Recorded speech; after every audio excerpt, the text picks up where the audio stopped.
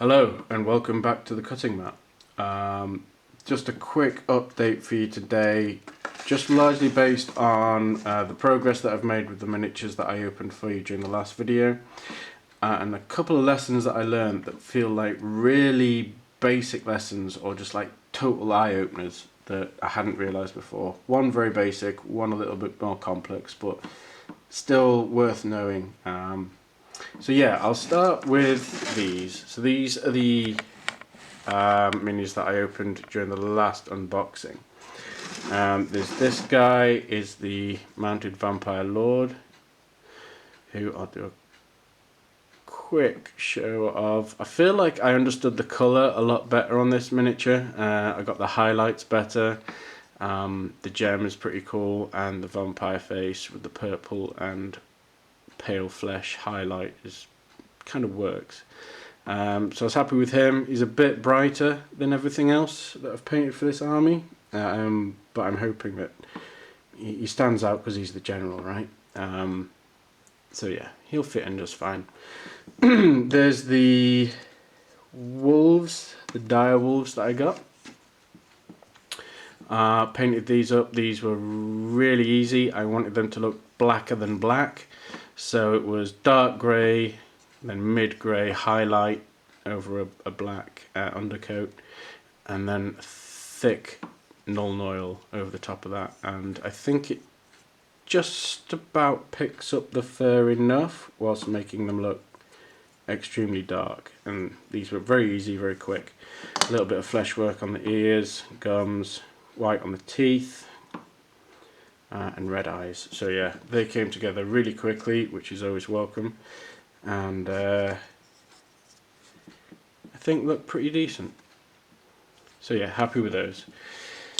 Now I did say in the last video that when I had those completed, that those would be the last miniatures that I would be looking to add to the undead army, that my army was finished.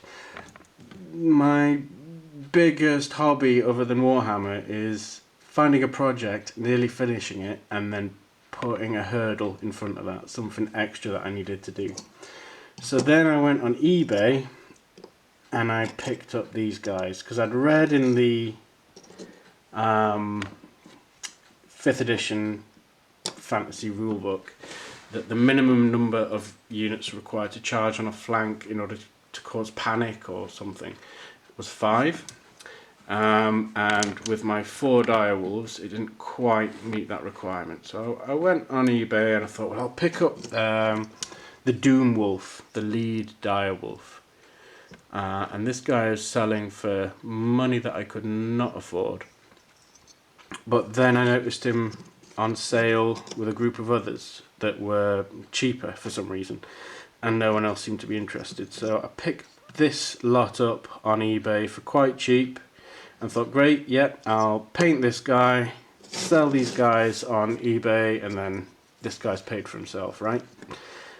But the problem was, some of these came without tails. So I thought, well, no one's going to pick these up, no one's going to buy them off me if they're missing tails, or if they do, the amount they'll sell for just won't be worth the hassle.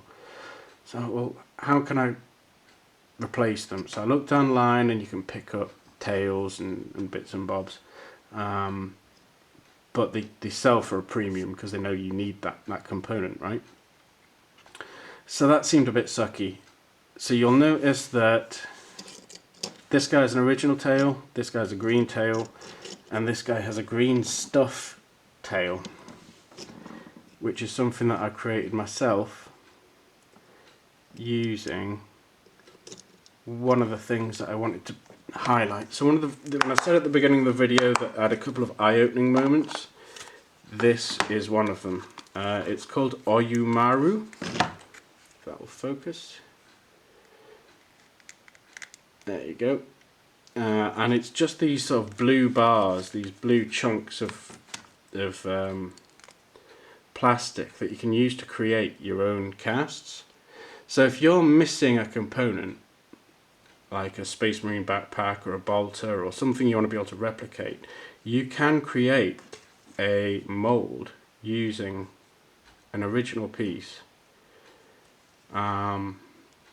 that is then something that you can cram green stuff into and just squeeze it together, and out pops pretty much a perfect replica. So what I did was I created the additional tails for these guys, and I'm going to keep them. So I'm going to attach that on like that, and then base paint and add them to the wolf pack. So that was quite an eye-opener, because I spend time looking for components I'm missing or something like that, and then this realization that I can just create anything I'm missing quite easily just using this blue stuff. And you can also reuse this, so if I dump this into hot water, boiling water, I can reform it, place another original in the middle, and I can create a new cast. So it's worth knowing, and easy, which is my favourite thing. The other thing that I noticed whilst putting these together was that some of them were missing, like the gaps in the tracks here, so like the plastic wouldn't fill the full length. And previously I'd always filled this with green stuff, like carefully poked it in and made it level, made it all nice and neat. And then I realised that you can just cut matchsticks to fill the gap. And this might be old news to everyone else, but it's the same width and it works, so that's also worth knowing. Anyway, my plan is to get these base coated, get them painted up. Hopefully I'll be able to match the sort of dark fur that I achieved on the first batch. And yeah, that's it.